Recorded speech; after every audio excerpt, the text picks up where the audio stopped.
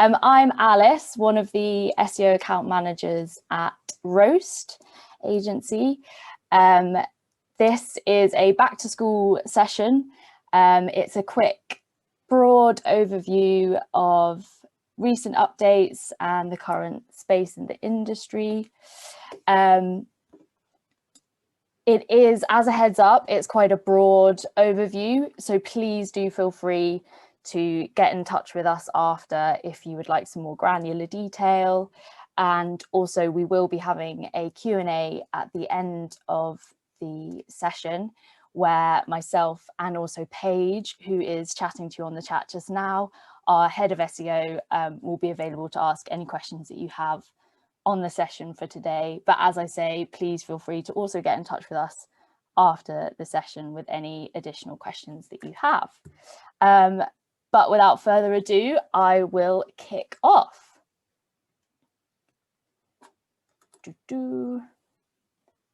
So today we'll be covering Google core updates and the page experience update, which is due in May, and also exploring Google and authority and how Google views expertise and authority. So Google core updates, what are they and why do we live in fear of them? Well, Google's ranking system is made up of a whole series of algorithms, so there's not just one, and minor updates are happening all the time on a daily basis as part of Google's strategy to just keep getting better and better, learning more and more and becoming more and more sophisticated so that it can answer users' queries to a higher standard, basically. As I say, minor updates are happening all the time, really regularly. These are not core updates. A core update is a larger change to the algorithms. The smaller updates that happen quite regularly can be specific to just one region or one language, one category of website. But the core updates that you hear us talk about are big, broad updates, also sometimes referred to as global updates.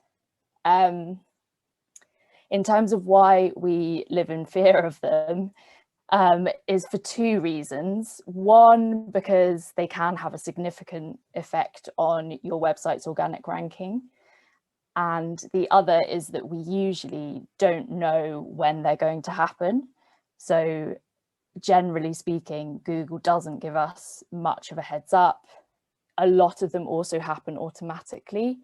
So there just really isn't much communication in the lead up to them, which then also means that once they happen, there's quite a lot of work for SEOs to do in terms of pinpointing and determining the causes of any changes that they see. So we don't know they're going to happen, and then they happen, and the SEO community all rallies together, drawing insights on the change by piecing together the results they've seen so far. So I think almost as a product of that communication from Google and the fact that we are sort of in the dark quite a lot with these core updates, luckily the SEO community are really open and we always rally together, and we're really good at sharing information to get to the bottom of them when they do occur. So if and when these core updates happen, what should you do? Google works with hundreds and hundreds, it's over 200, I don't know the exact number anymore, ranking factors in their algorithms. So as you can appreciate, it's really hard to pinpoint any specific ones that are affected by an algorithm update. So how you'll know that a core update has happened, what you're looking for is steep declines or increases in your website's organic performance. If you see a really steep change, you can be fairly confident that it's an update and not something that you've done, particularly if you know you haven't changed anything on your site. There hasn't been a change in the market suddenly, any kind of event like that that could have attributed you could attribute it to. I've seen in the past some updates have kind of initial changes, impacts on your performance that happen really suddenly out of the blue for just a couple of days before they return to their almost the baseline before. That could just be indexing issues or kind of minor issues that happened as a result of the update. And when you see your performance, as I say, go back to that baseline of from before the update, you can then definitely be confident that it was due to that update, especially if the dates match up. So usually once an update goes live and is rolled out, there'll be lots of chitter chatter in the SEO communities, and then more and more information will come out with regards to dates and when it happened. So if you do see it return to its baseline, again, you can be confident that it was the update and not something else. Of course, when it doesn't return to the kind of pre-update baseline performance, that's when you have some work to do. It's best practice to go on about a 2-week period before you stop your investigations and draw any definitive conclusions, because they do sometimes do gradual rollouts, so it can take some time.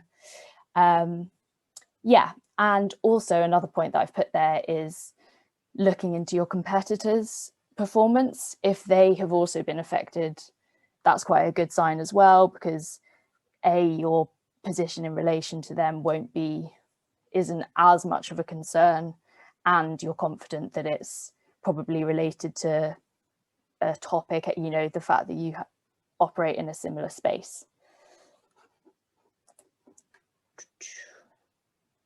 It's also worth mentioning that not all updates are bad news for your website. These are 2 graphs from websites following the December update, which happened at the beginning of December. And this is the Google impressions. So you can see at the beginning of December, both websites saw really nice increases in impressions. So they're not always bad news. They happen with good intentions, therefore helping users. You'll only, generally speaking, be caught out really, really badly if there's something that isn't kind of considered best practice. So following SEO best practice is the best way to maintain, or as in these cases, improve performance through core updates, because they're trying to filter out any unhelpful practices for users. So if you're serving your website user first with the user in mind, you shouldn't, in best case scenario, you shouldn't see any bad impacts, but they can be really hard for websites.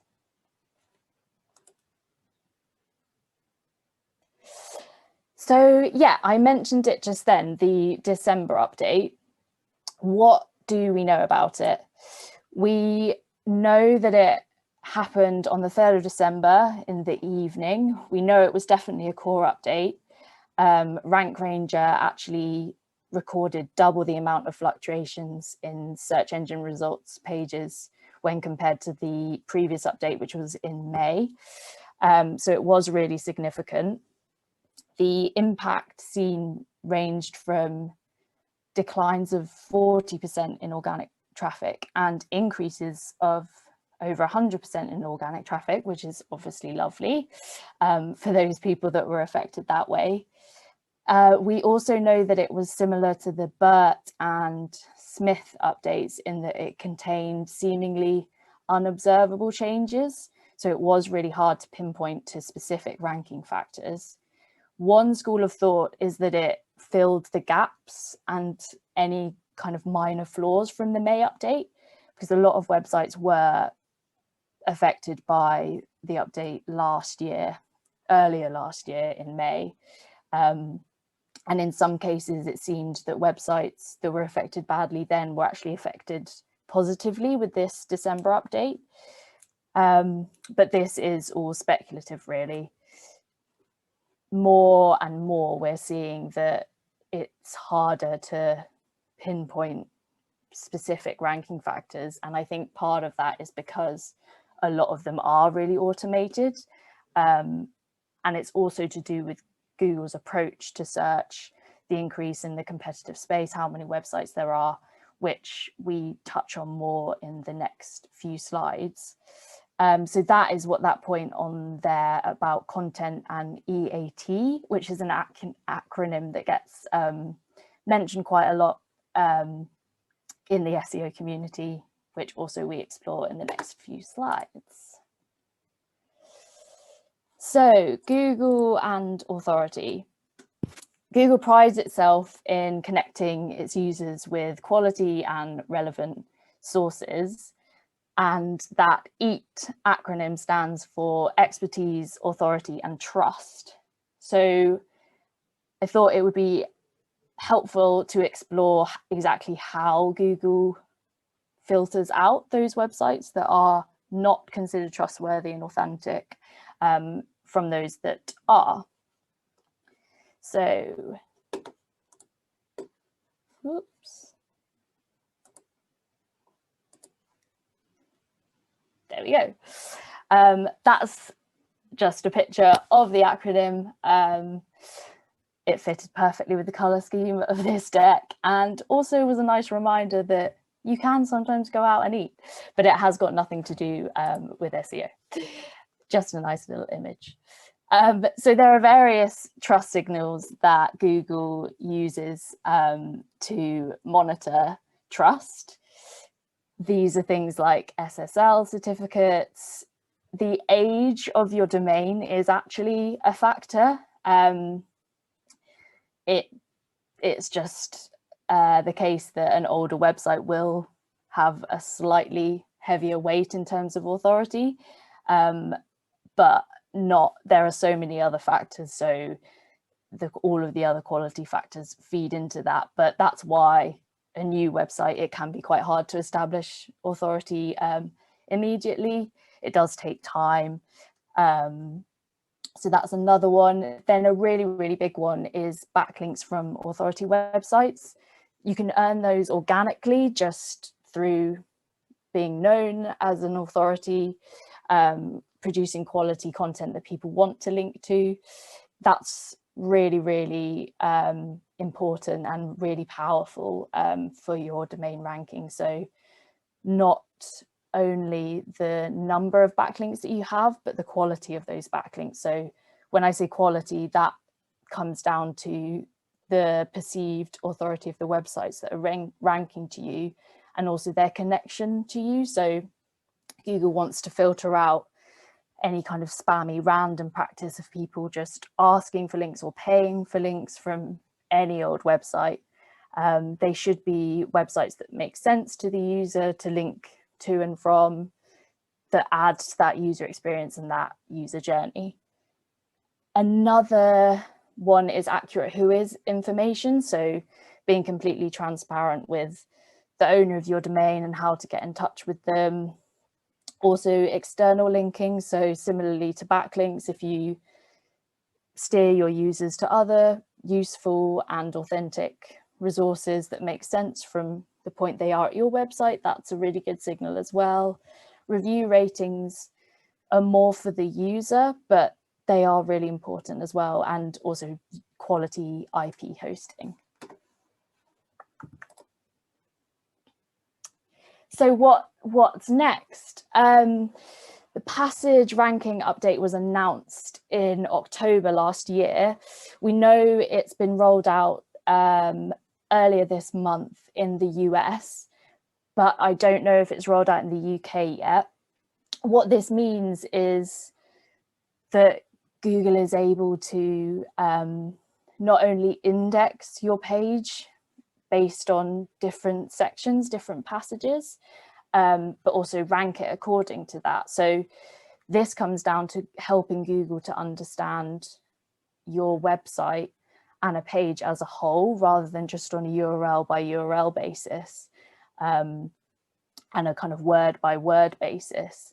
So it's sort of a nod to the fact that where usually and most often we want quick answers, short, concise answers to our questions, there are certain topics that can't be answered that quickly, or there is a kind of short answer to them, but there's lots of context and additional information around that. So what this does is it means that a page that does go into all of that depth and provide all of those other passages about the topic can rank really, really well, just because it has that short, nice, really specific answer to that query within the page somewhere.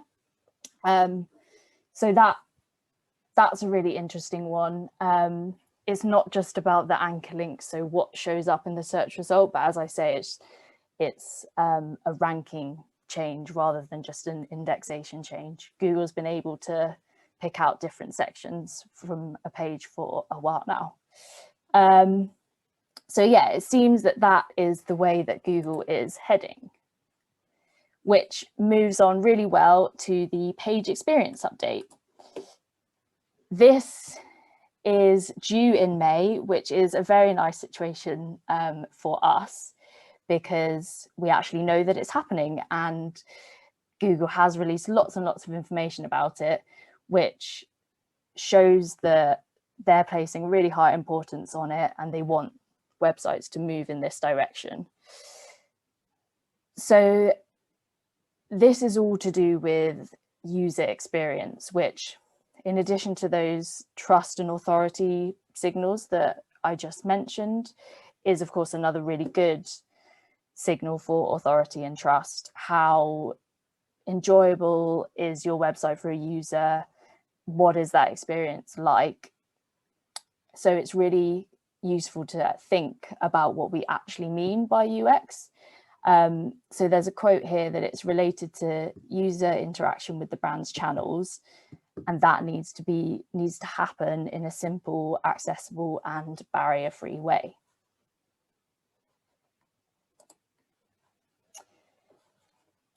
So that's all very interesting, but it is possibly quite subjective. So how is Google going to capture this information? Well, as I said, they have actually really given us a really big heads up. They've released lots of really great information about this update and what it means, particularly through their initiative called Core Web Vitals. They've created this to provide us with unified guidance for quality signals that are essential to delivering a great user experience on the web. And this adds to the other page experience signals we've worked in before, most notably pagespeed.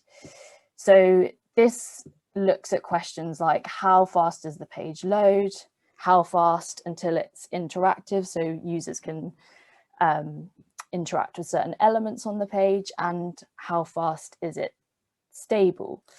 So largest contentful paint is how fast does the page load, how fast until it's interactive is the first input delay, and cumulative layout shift answers that question of how long does it take for the page to be stable. We do go into this more in the next slides, so don't worry.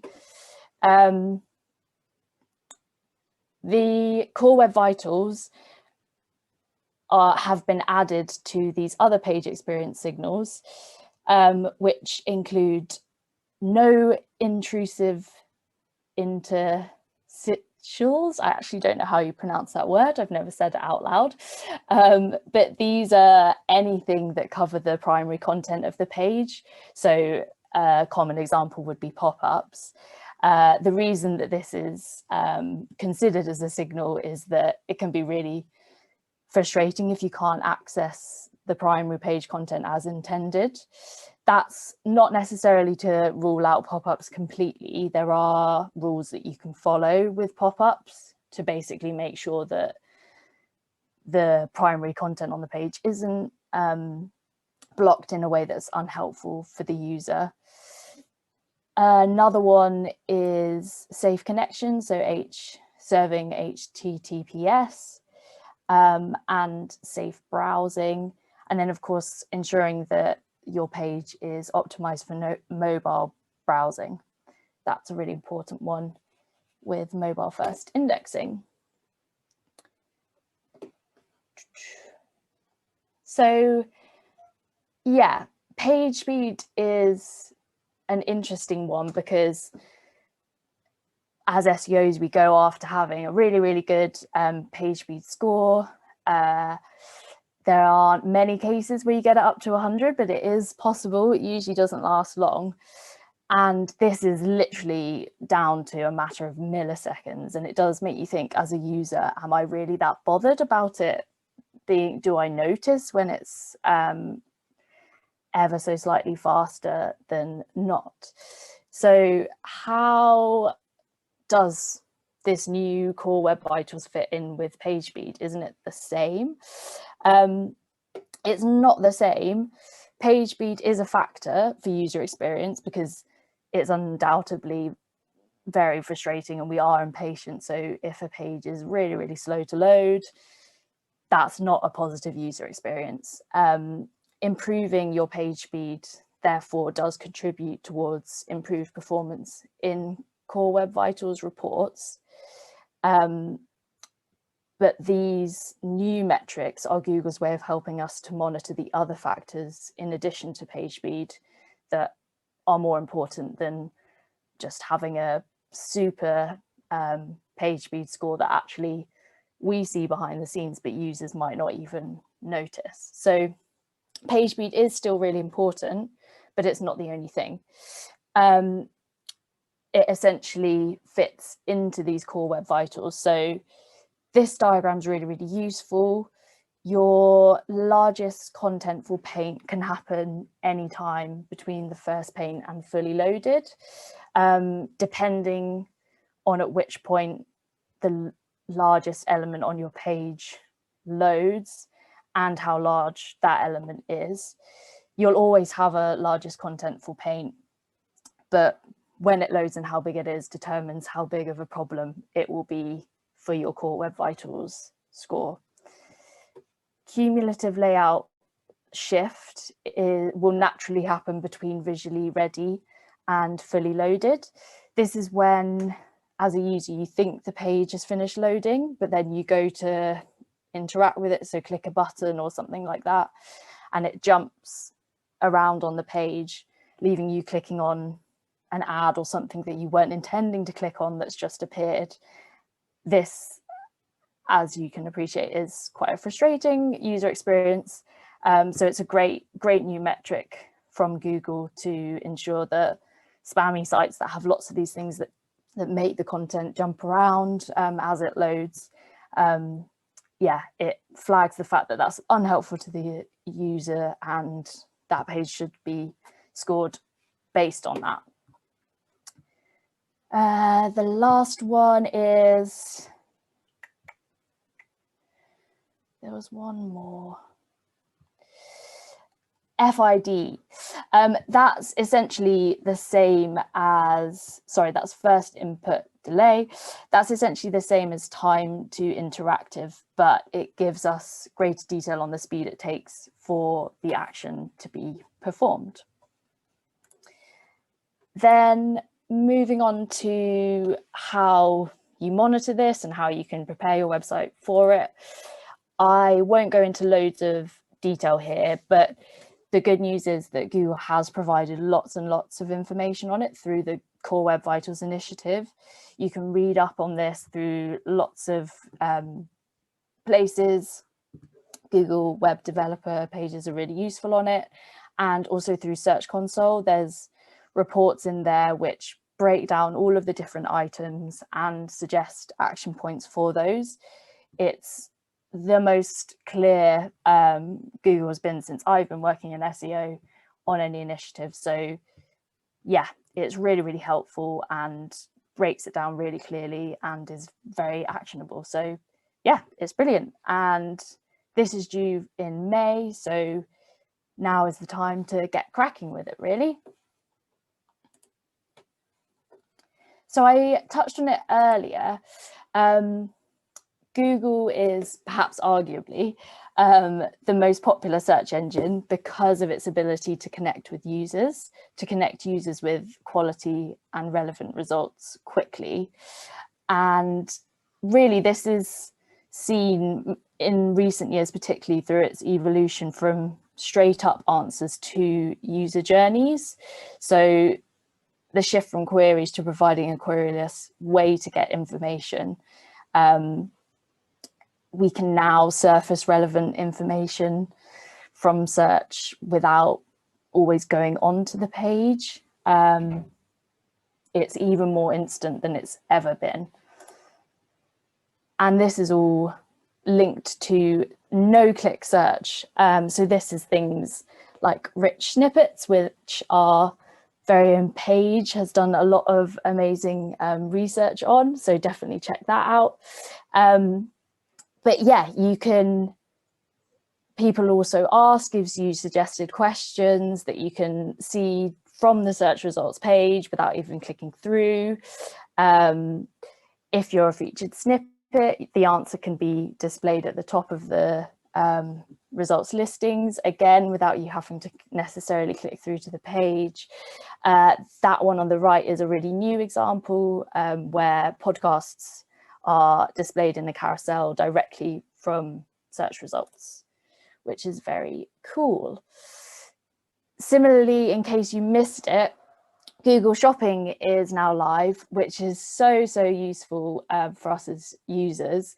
It basically means that we can now use this feature straight from search, not just for adverts, but for organic results. So you can type in a specific product that you're looking for and scroll through, have a browse through various different websites and shops, not just one. It was previously paid listings only, which is why this is exciting for us as users, because we can get all of the organic listings. And so interestingly, it now competes with Amazon in this way, which I'll mention on the next slide as well. And it's also in line with this user experience metrics. It has a bespoke layout according to device. I have included a link there to a video guide that we have produced on this new feature. And there's also, this podcast is really interesting. If you go to about 17 minutes in, there's quite a lot of other conversations that happen on it, but it basically just touches on the fact that Amazon, the way Amazon works is all about reviews and organic authority of websites. So as a user, that's really helpful when you're shopping, because you would rather look at a product that's got loads of great reviews and is quality than just the product that people are paying for their adverts for.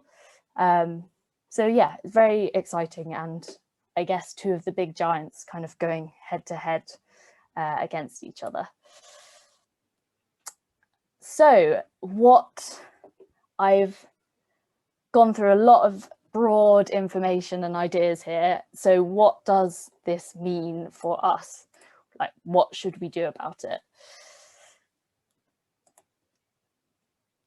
Well, we know based on all of this that Google works well for websites that are built as a place to go for expertise, authority, and trust.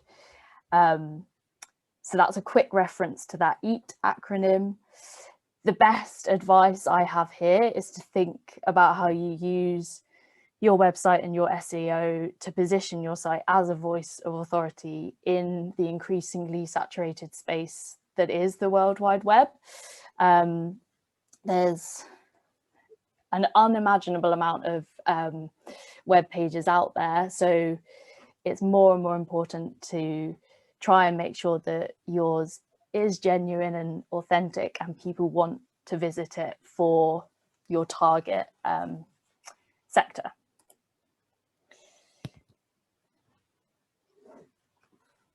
This is really just a big shout out to SEO and why it's the best marketing channel.